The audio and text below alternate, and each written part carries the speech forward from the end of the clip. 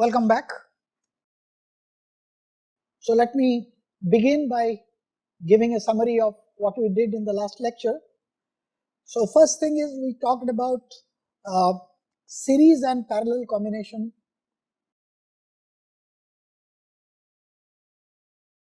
of resistances.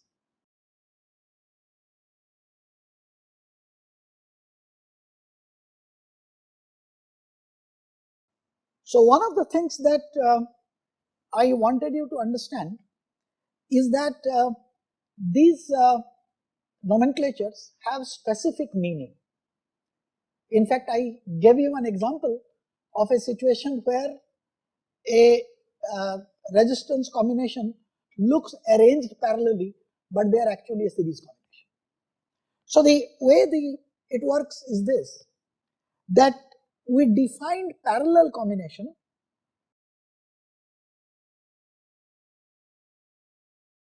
as a collection of resistances in which the arrangement is such that the voltage across any member of the combination is the same.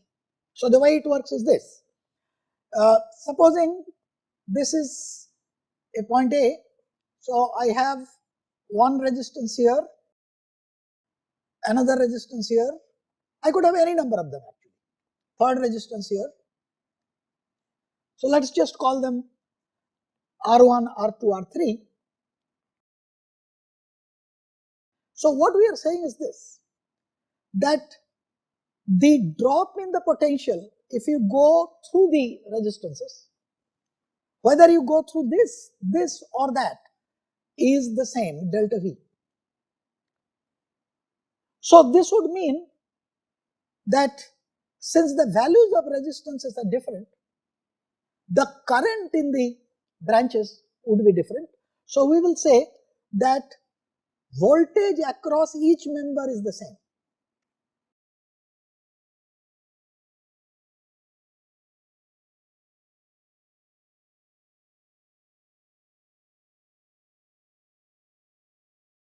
But current carried is different. So voltage across is delta V. Supposing here I have I1, this is I2, this is I3.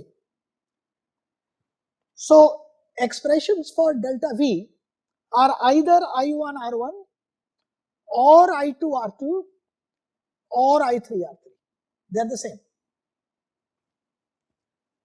So when you look at a combination, the way to recognize whether it's a parallel combination or not is to check whether the voltage drop across various members are the same.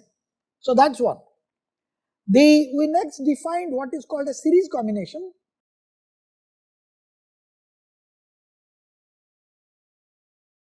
So that's of course a much simpler one. So there what happens is this, that there are various resistances in that combination. Let's again call them R1, R2, R3, and this is the point A to B. Now this is defined as a combination in which the same current passes through,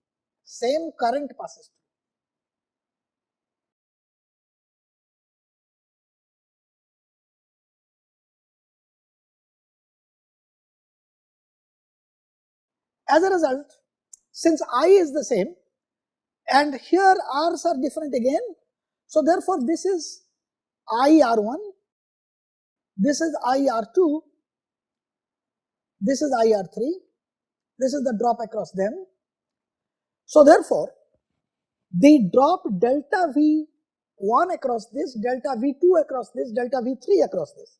So the net drop across AB, so let's call this VAB, is I times R1 plus R2 plus R3.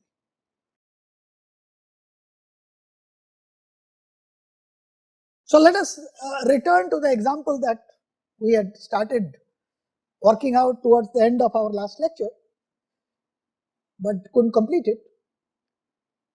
So supposing I have a combination of resistances like this.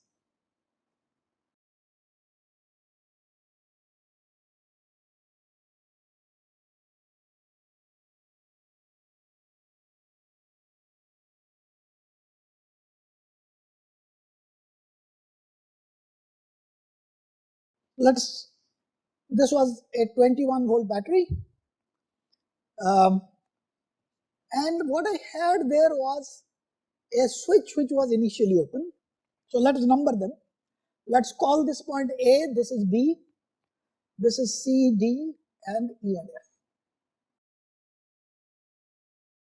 So what we said is this, that when this switch is open,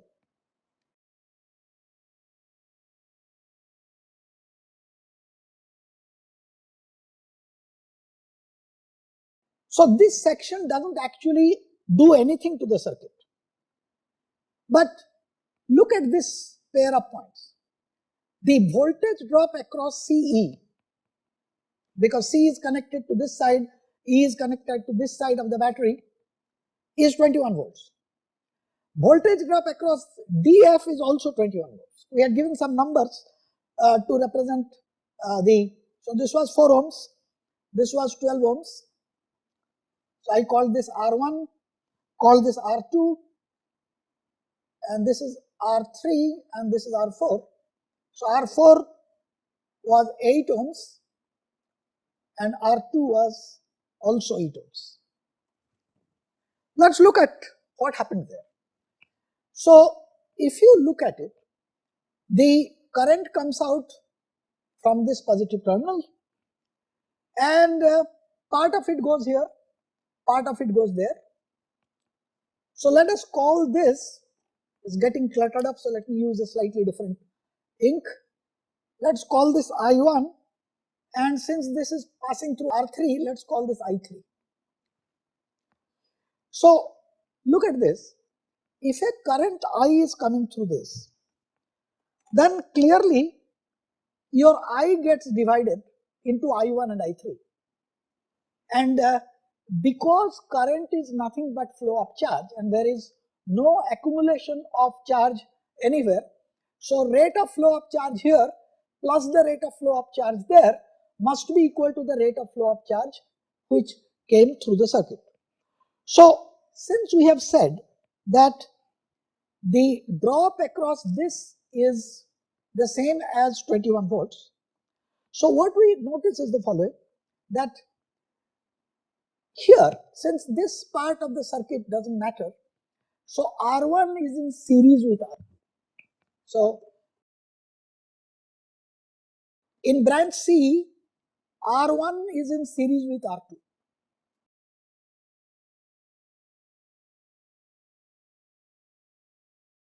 So therefore, this circuit has a net resistance of 4 plus 8 equal to 12. So let's call this R12, that's equal to 12 ohms. And likewise, R3 is in series with R4. So let's call this R34, that's equal to 8 plus 12, which is equal to 20 ohms.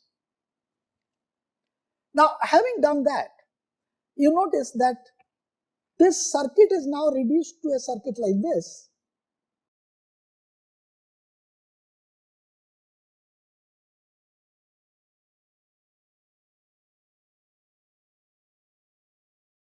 So this is 21 volts, this is 12 ohms, and this is 20 ohms. But this 20 and 12 are now parallel. So we call this R12 and we call this R34. So we say R12 and R34 are parallel.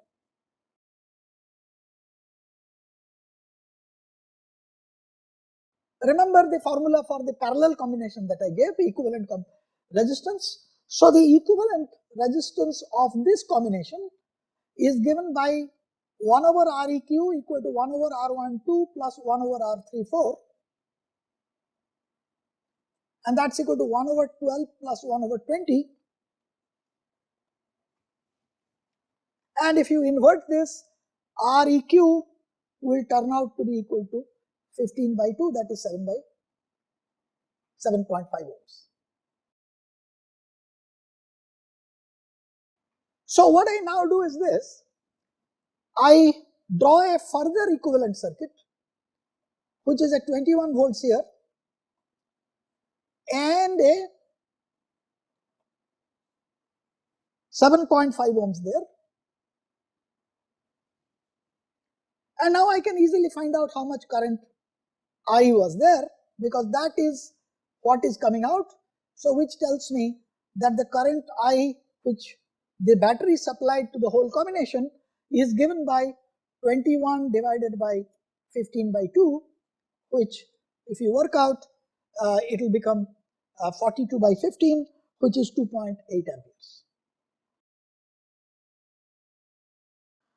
So therefore, if you look at the original circuit now,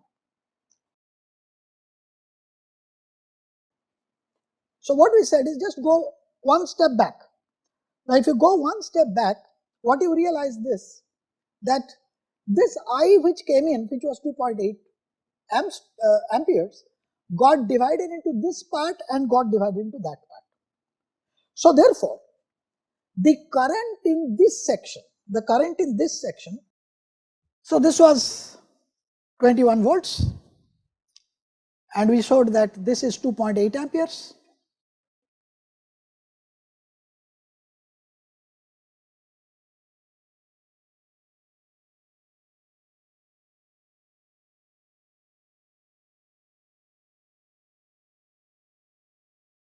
This is 12 ohms, this is 20 ohms, we call it I1, we call this I3. So this point is C, D, E, F. This was the situation where the A, B were not connected. So in this case, the drop across CE is the same as the drop across DF is equal to 21 volts. So delta V CE is delta V DF is equal to 21 volts. So therefore my current I1 is 21 divided by 12 as R1 plus R2. So that's equal to 1.75 amperes. I2 is equal to 21 by 20, that's equal to 1.05 amperes, which of course agrees with our original current, which is 2.8 amperes. Now you can use this to find out the potential drop between the points C and A. Remember that A was here. This was the point A. So now you know I1, the R1 was 4 ohms. So I1 times R1 is the drop across C to A. C was at 21 volts. So the point A will be 21 minus I1 times 4. You can easily calculate and find out that this VA was equal to 21 minus I1 R1, that's equal to 21 minus 7 by 4 into 4, that's equal to 14 volts, and VB equal to 21 minus I3 R3, that's equal to 21 minus 21 by 20 into 12, that's equal to 8.4 volts. Now let us close that switch. Now when you close that switch, the entire character of that circuit changes. So let's look at what is happening when I close that switch. So let us redraw that picture again.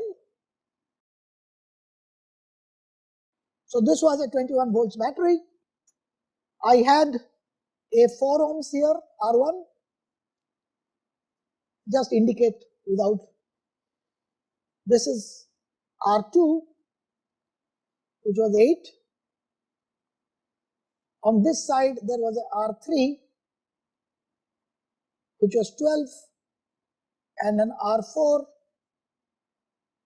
which is 8 again, and I had this switch connected.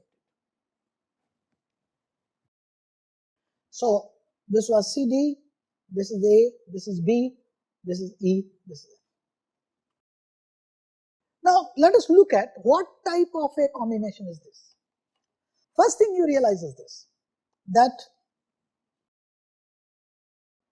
this, when you close the switch, point A and point B, because this is a short. This is a short because there is no resistance across this. So therefore, VA must be equal to VB. Likewise, VC is equal to VD and VE is equal to VF. Since C and D have the same potential, A and B have the same potential, this tells me that this 4 and 12 are parallel.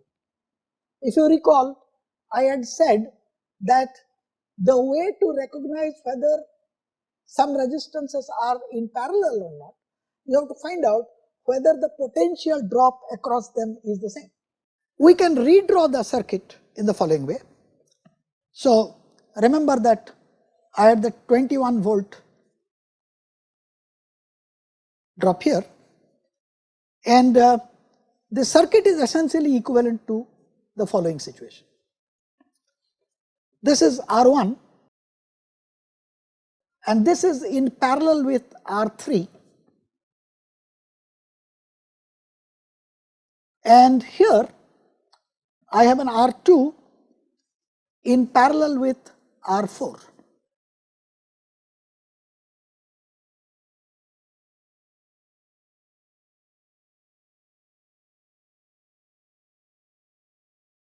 The points with reference to original labeling is this is a point C or D as the case may be. This the point is A, this point is B. This is A prime, this is B prime. They are the same points really, A or A prime. So let's say A equivalent to A prime, B equivalent to B prime. And the last point is E or F as you desire. So since R1 is parallel to R3, my resultant is R13 equal to R1 R3 divided by R1 plus R3, and that's equal to 48 divided by 16, that's equal to 3 ohms. Likewise, R2 is parallel to R4, and that leads to R24 equal to R2 R4 divided by R2 plus R4. They were all the same resistance. So this is 8 into 8 by 8 plus 8, which is equal to 4 ohms. So at that stage, my circuit is this.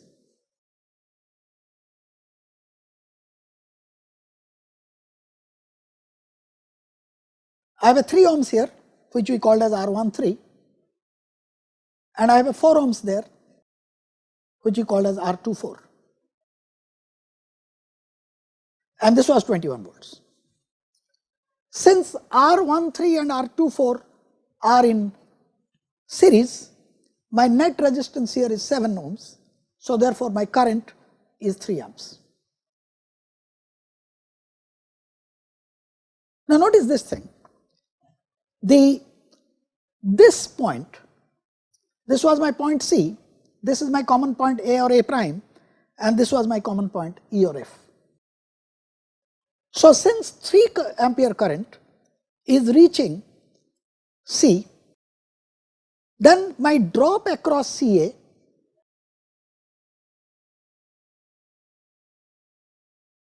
is 3 into 3, that is 9 volts. And drop across AE, CA, and this is AE, is 3 into 4 equal to 12 volts. Now you return to the original circuit. Let me redraw the original circuit again.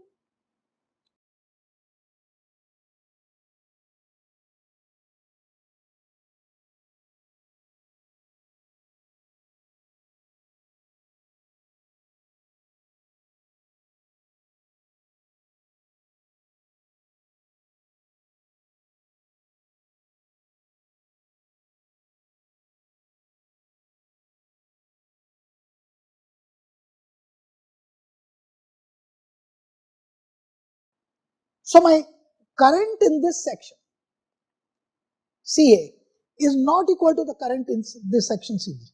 In fact, if we remember, we called this one I1, this one I3, and this was I. So my I1 plus I3, that must be equal to the current supplied, which is 3 amperes. And we have seen that the drop across CA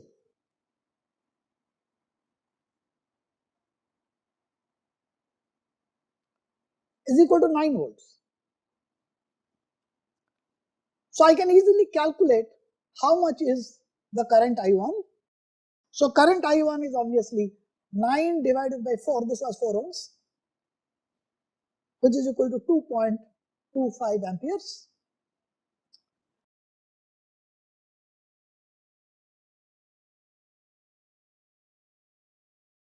Is equal to 12 volts.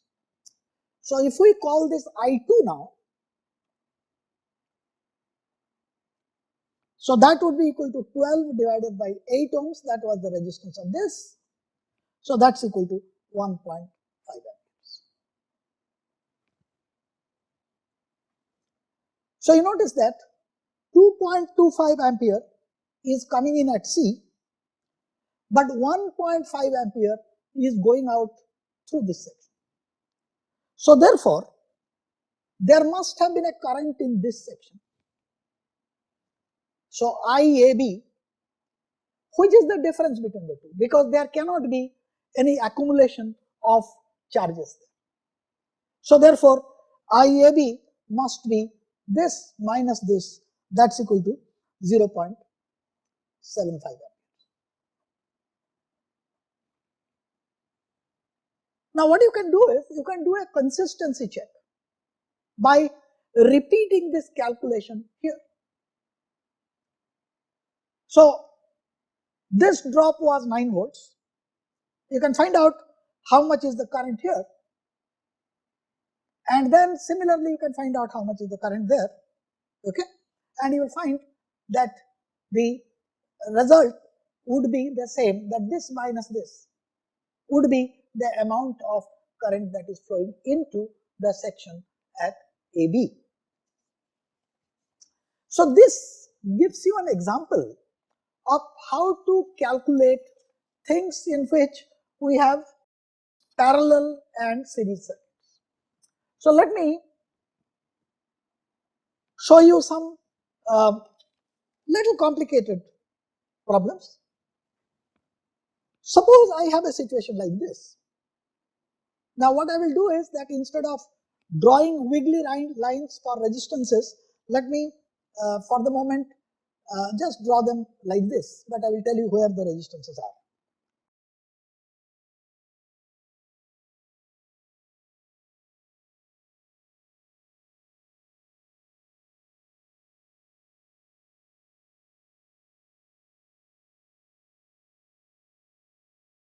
So this is A, this is B, and what I am saying is these are all resistances, and the upper part each is 1 ohm and the lower part of each is 2 ohms. The connecting wires are of course not, are resistances. So let us look at what can I say about this circuit. So look at this situation.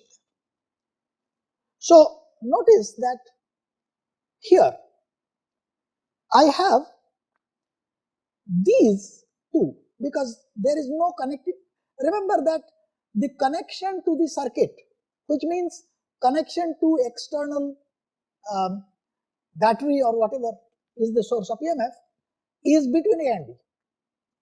So therefore, if I look at this section and this section, this is in series, because whatever current comes through this, that must come back through this. So 1 and 1 are in series. Similarly, 2 and 2 are in series. So therefore, this section that I have got here, these are connected to the next one. So this is 1, this is 1, this is 2, this is 2. So this is the same as a 2 ohm resistance being parallel to a 4 ohm resistance. So I can redraw this circuit like this.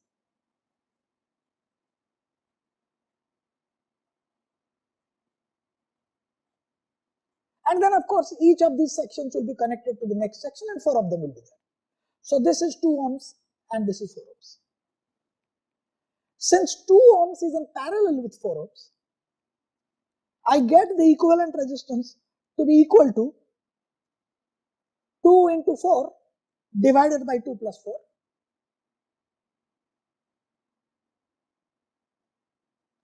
So that is equal to 8 by 6. So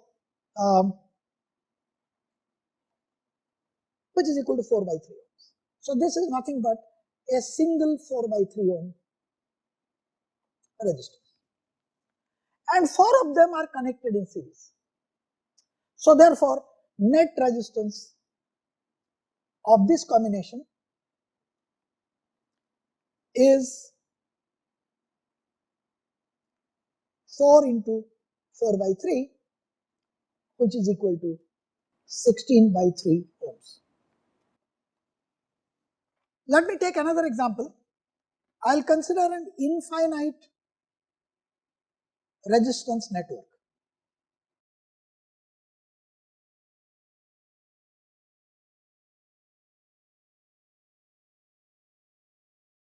So the network is like this. You have resistances, all of them have the value R.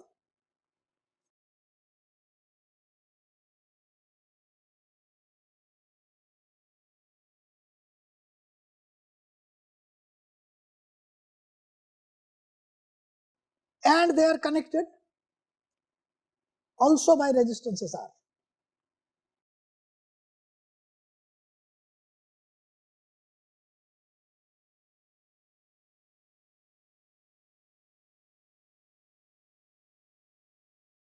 What is the effective resistance of such a circuit? Now, in order to do that, you have to make an observation. Remember, I have said it's an infinite sector. So, supposing there were an end to it. Now, what do you mean by end of an infinite resistor section? Imagine the number to be n, which is very large. So, look at the last section. So, this is, let us suppose, the last section. See, if I were to cut this like that, then whatever remains there has the same structure as the other one, the longer one. And since I have said it is infinite, it won't make any difference at all. So therefore, if my equivalent resistance for the whole network is Req, then after I cut it out, what remains is also Req. You take out an identical section from the end of an infinite network, you are still left with an infinite network. So therefore, the Req, which is the equivalent resistance what I am looking for, is equal to the equivalent resistance of the infinite section to the left of this red line. So this is equal to Req plus this sector which I have marked with red.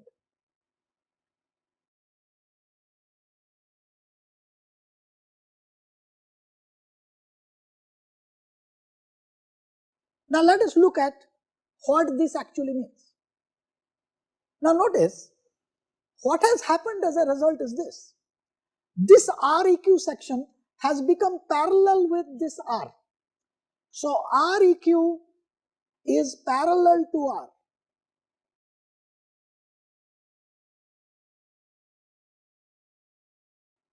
So therefore, the effective resistance that is coming from this section and that section, this R. So that is simply equal to, let's call this Req, the effective resistance Req into R divided by Req plus R.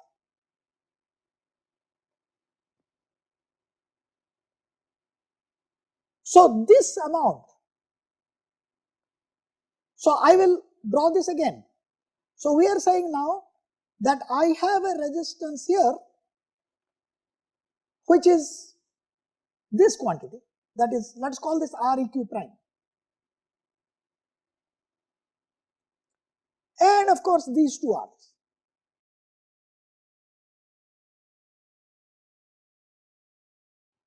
But this circuit is a simple circuit, which is R and Req prime are in series. So therefore, this is equal to Req prime plus 2R. And Req prime I have already obtained a relationship which is Req R divided by Req plus R plus 2R. Now if you solve this, this leads to a quadratic equation. So let me write down Req prime, Req R divided by Req plus R in the denominator. I have to add this to 2R and that's equal to Req.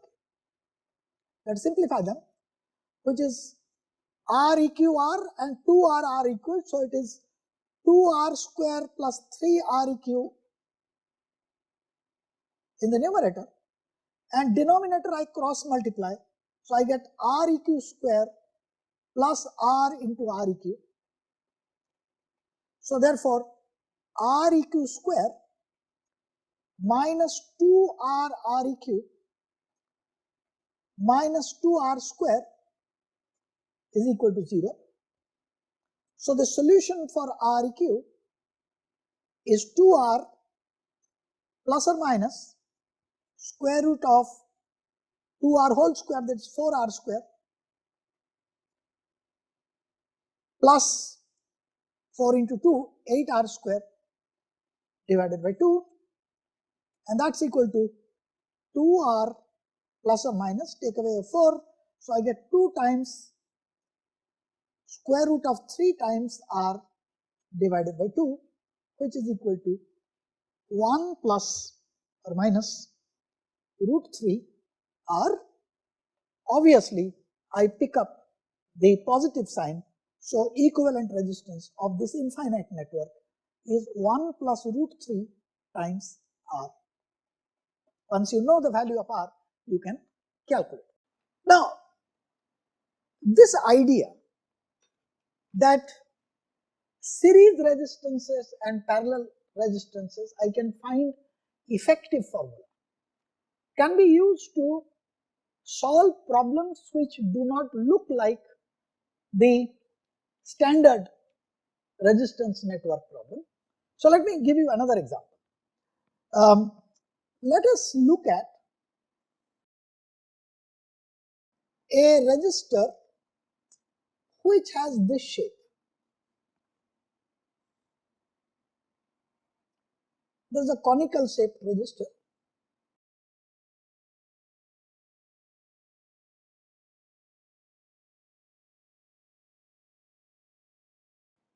This section has a radius A and this section has a radius B, and let us suppose that the length here is L.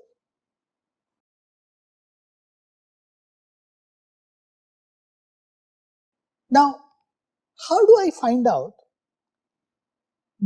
supposing the material has a resistivity rho?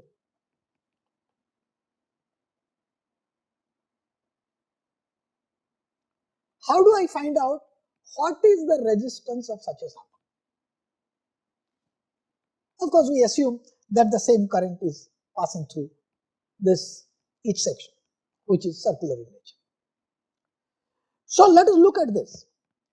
Now I can first assume or looking at what is the radius of the circle at a distance x from one of the ends. So this is what I am looking for.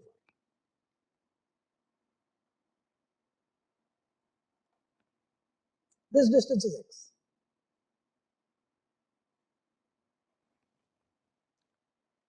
Now this is linear, so we write down the radius of that section at a distance x is given by a plus b minus a over L multiplied by x. So supposing at that distance I consider a small cylinder of with dx. So my resistance of that section dr at x will be given by rho times the length, which is of course dx, divided by cross sectional area, which is pi into this radius square, which is a plus b minus a by L x whole square. So what I do is this: to find out how much is the r, rho over pi is of course a constant number, I integrate this quantity dx divided by a plus b minus a over L times x whole square, and the x is from 0 to L. This is a straightforward integration. I don't go through every step of that integration, and you can find out immediately that this quantity is given by rho by pi into b minus a over ab, and that's equal to rho by pi L times or L over ab. L is the length. You notice that supposing a were equal to b, then I will get the resistance to be given by rho L by pi a square, which is what I expected for a normal cylindrical conductor. Another example I will give you, where again I use the same principle of adding up resistances, but this time with a slightly different application. Suppose I have a stack of aluminum and graphite. So let me draw that. So this is a stack of aluminum followed by a stack of graphite.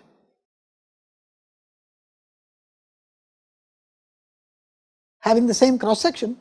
So let's say this is the length of aluminum section. This is the length of carbon or the graphite section. And the data that is given to us are the following: that the resistivity for aluminum at 0 degrees is 2.75 into 10 to the power minus 8 ohm meter, and its alpha value, alpha aluminum, that is the temperature coefficient of resistivity, is 0.004 per degree centigrade. The corresponding data for graphite is 5 into 10 to the power minus 5 ohm meter, and alpha for carbon is negative 0.0005 per degree centigrade.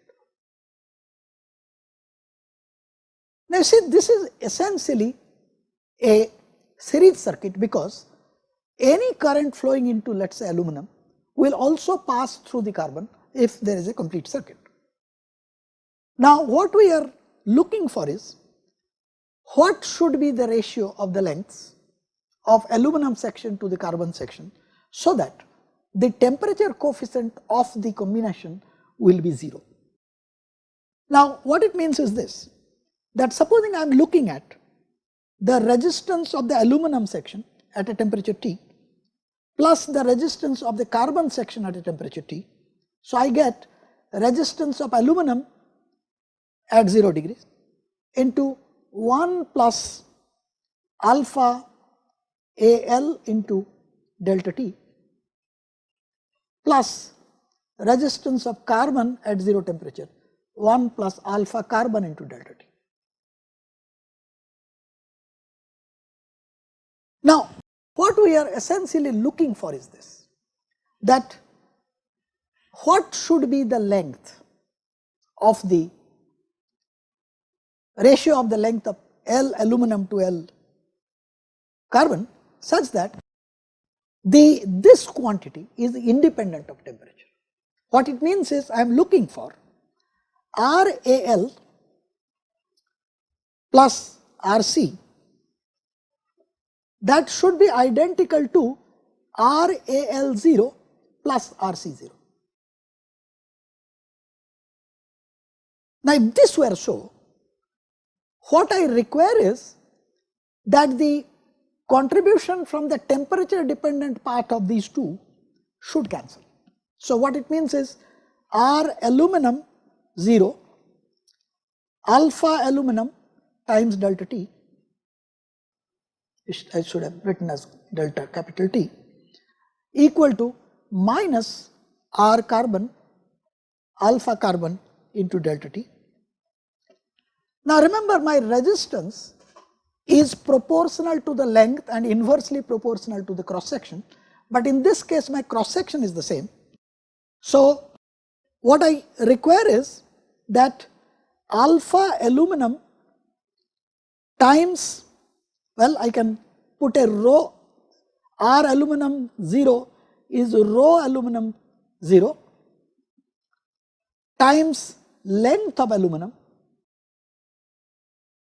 delta T would be cancelling out from both sides, equal to minus alpha C rho C0 times LC. The corresponding data are given that enables you to find out what is the ratio of L aluminum to L carbon, and that works out to L aluminum divided by L carbon is approximately 227.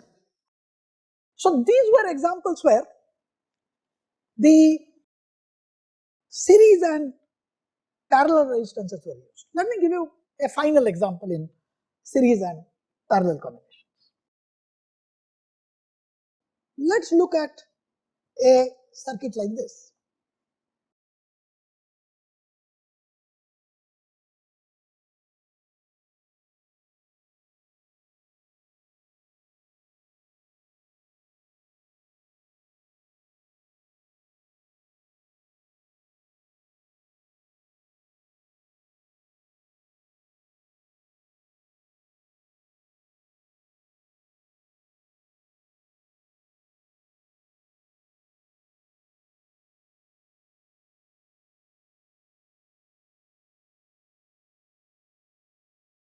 Look, there are too many of them. Well, let us number them.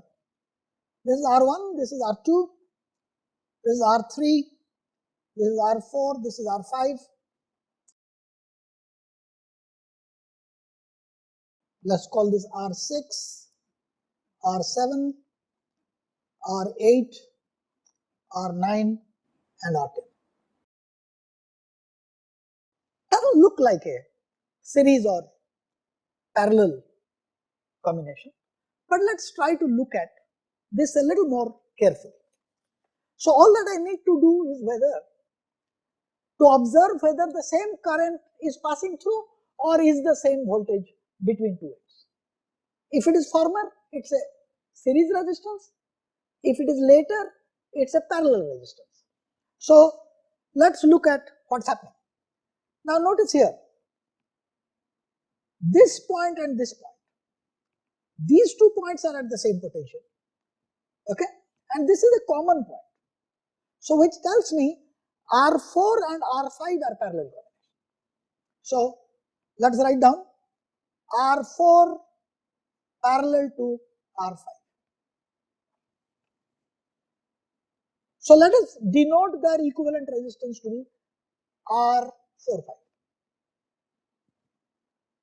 So, I will remove this section and put a R45 there. Now, the moment I have removed this section and put a R45 there, I notice R2, R3 and R45 are in series. So R2, R3 and R4, 5 are in series. So this section now, this and R4, 5 here. So R equivalent will be R, well this was already 4, 5 and I add 2, 3. So let's call this R2, 3, 4, 5. So this R2, 3, 4, 5 is obviously parallel with R7. So I write down that this is parallel there. Now once we have done that, let's call that, since the numbers are going on increasing, let's call that R7 prime. Now there what I do is this, that I replace this whole thing with the following circuit. It's becoming little clumsy, so let me redraw the equivalent circuit at this stage.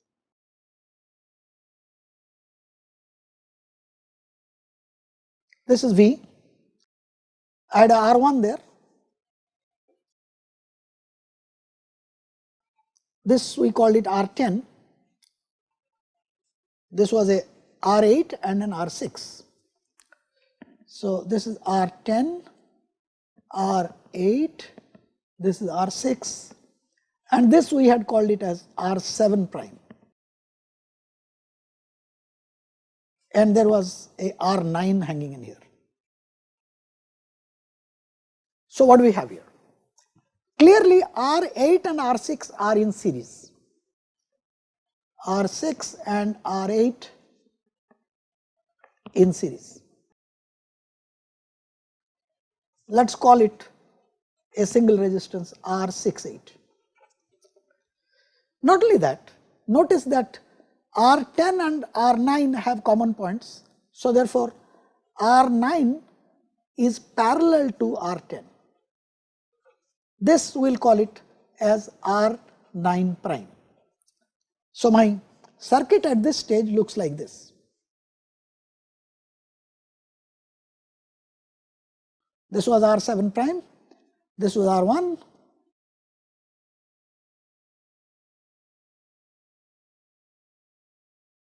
this is R9 prime, and this is R68.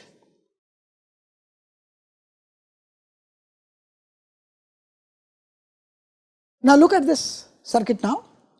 So what we find is that R9 prime and R68 are in series.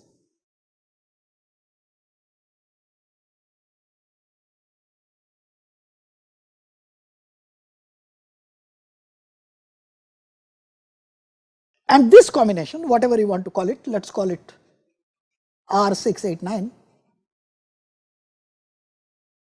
This is parallel to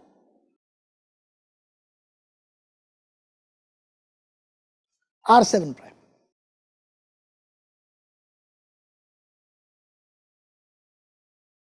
So therefore I can replace this with this resistance, an equivalent resistance, whatever you want to call it.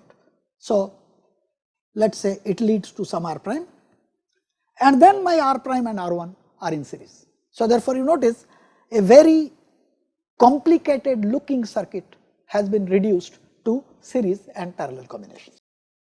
It is not true that always we can reduce any circuit to series and parallel combination. There are more complicated circuits for which we will find out the rules of how to do it in the next lecture.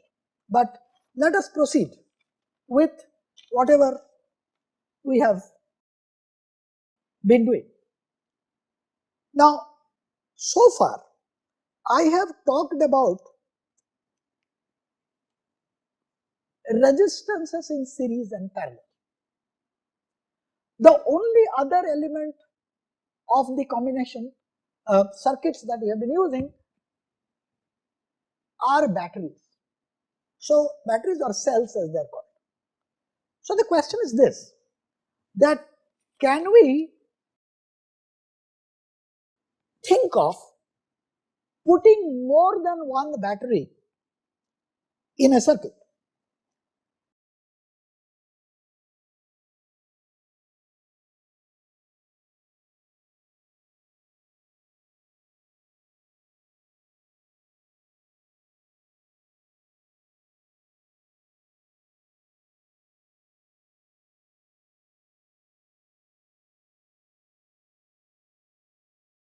So in other words, are the combinations like cells in series and parallel possible? I will of course give you more examples of this later, but let me try to define what is meant by cells in series and parallel. So first let's talk about cells in series. Now this has great practical applications. If you look up, for example, a laptop, now you will find that the laptop batteries are not single batteries. In fact, what you have in the laptop is a collection of cells, some in series combination and some in parallel combination. In fact, in many household applications, you use more than, for example, a normal torchlight cell. You don't use one battery. You put 2 or 3 cells end to end, with the positive of one being connected to the negative of the next one. So that is an example of something being in series. This is routinely done in all appliances at home. In your remote, for example. In your remote, you will find there will be 2 AAA batteries which are put in parallel. So let me first talk about cells in series. Now the cells in series are like this. Supposing I have an EMF E1 with an internal resistance R1. So this is your first battery. I will give you the way the combinations are used normally, that is positive end of one being attached to the negative end of the next one. So therefore, this is the way we would have it. So let's call this one E2 and internal resistance R2.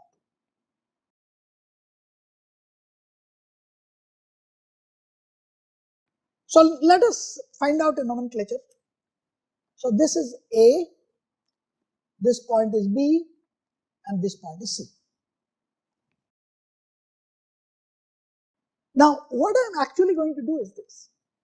I am asking the question, is it possible to replace this combination with an equivalent cell?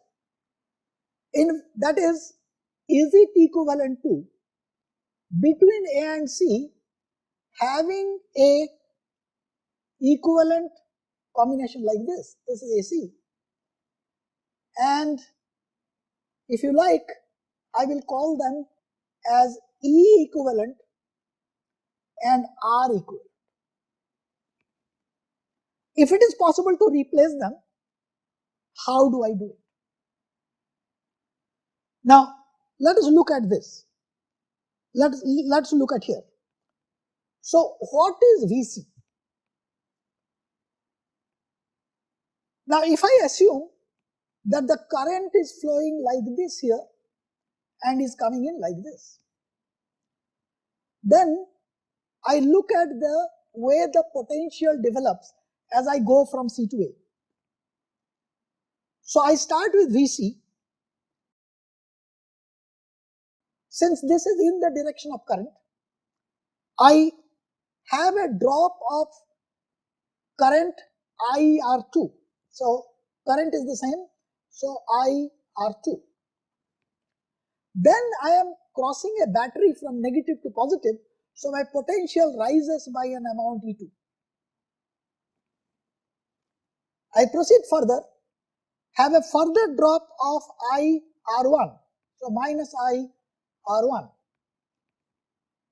And once again, my potential is raised here in going from negative to positive to E1 until I have reached the point A. So this is equal to VA. So what is my VA minus VC? So VA minus VC is E1 plus E2 minus I R1 plus R2. So look at what have I done. If instead I had a single cell with an effective EMF of E and the total internal resistance of the pair were R1 plus R2, then I would have the same potential drop across the points A and C. So therefore, I can replace the system by an equivalent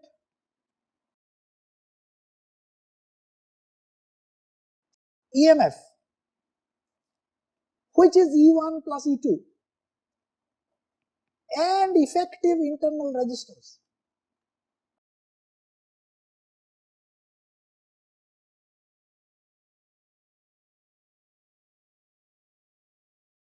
which is simply the two resistances added in series.